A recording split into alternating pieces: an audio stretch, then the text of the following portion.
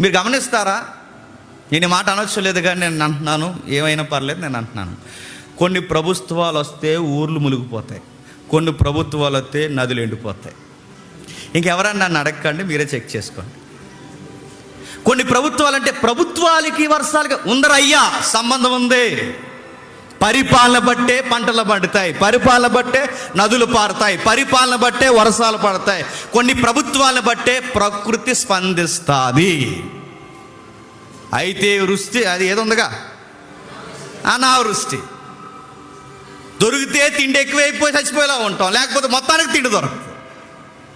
ఏలియా చెప్పాడు, నువ్వు బాలేదు, నీ భార్య మాట మొత్తం విని నీ తుకలక పరిపాలన వలన దేశ ప్రజలు ఏడుస్తున్నారు. నీకు చెప్తాను, నీకు దేవుడు దెబ్బ గుర్తు రావాలి అంటే నేను మరలా చెప్తున్నాను, వర్షాలు పడవు. వర్షాలు పడకపోతే దేవుడు ఎలా గుర్తొస్తాడండి?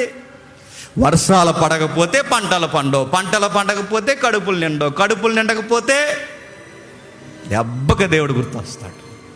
ఇప్పుడు కాదు కానీ ఈ ఎలక్షన్ కాకుండా అంతకుముందు ఎలక్షన్కి అసెంబ్లీలో పార్లమెంట్లో ఉల్లిపాయల కోసం డిబేట్స్ చేసేవారు ఎంపీలు. అక్కడ సెంట్రల్లో స్టేట్లో ఎమ్మెల్యేలు అసెంబ్లీ సభలో, ఆ సభల్లో, వర్షాకాలపు సభల్లో, శీతాకాలపు సభల్లో ఉల్లిపాయల ధరల కొరకు, నిత్యావసరాల ధరల కొరకు ఫైట్ చేసుకున్నారు. మీకు ఎంతమంది వీడియోస్ గుర్తున్నాయి లేదు? ఉల్లిపాయలు బంగారం దాచుకున్నట్టు బీరువాల్లో దాచుకోలేదు, టమాటాలు దాచారు, ఉల్లిపాయలు దాచుకున్నారు. డిబేట్ చేస్తున్నాడు. అధికారంలో ఉన్న ఒక ఎమ్మెల్యే అంటాడు, ఏందయ్యా ఇదే కదా భాష, ఏందయ్యా వచ్చింది మీ ప్రభుత్వం వచ్చింది, నిత్యావసరాలు కూడా దొరకడం వచ్చే, కనీసం ప్రజలకు ఉల్లిపాయ దిగుబడి ఇవ్వలేకపోతున్నారు. ఏం ప్రభుత్వాలు అవి అంటే అప్పుడు ఆయన నిలబడ్డాడు, అధికారంలో ఉన్న ఎమ్మెల్యే, ఏందయ్యా ఊరుగా కూర్చో అన్నాడు.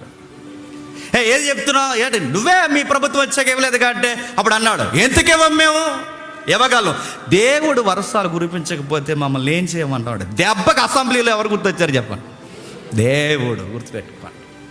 పార్లమెంట్ అయినా ఎక్కడైనా ఏ సభ, పెద్దల సభ అయినా, ఉభయ సభ అయినా, స్టేట్ సభ అయినా, సెంట్రల్ సభ అయినా, ఏ పరిపాలన నడవాలన్నా వర్షాలు ఉండాలి. వర్షాలు లేకపోతే పంటలు పండవు, పంటలు లేకపోతే నిత్యావసరాలు దొరకవు, నిత్యావసరాలు దొరకకపోతే ఆర్థిక మాన్యము లోపాలు పడిపోతే ప్రభుత్వాలు తలక్రిందలు అయిపోతాయి. అందుకే ఏలియా ద్వారా సరిగ్గా సవాల్ చేసే ప్రసంగం చెప్పించాడు దేవుడు. ఏలి చెప్పాడికి వర్షం పడదని చెప్పాడు, అయ్యా వర్షాలు పడవండి.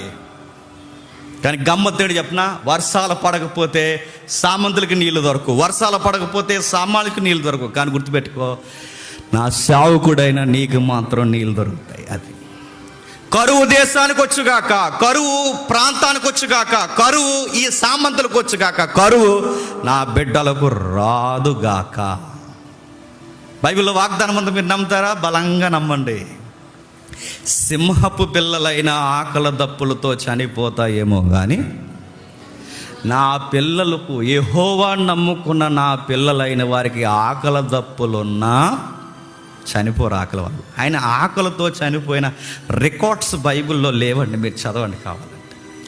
ఆలస్యం అవ్వచ్చు అన్నం దొరకడం, ఆలస్యం అవ్వచ్చు గుప్పడి మెతుకులు దొరకడం, కానీ పక్కా నీకు భోజనం పెట్టే దేవుడు. గుర్తుపెట్టుకో.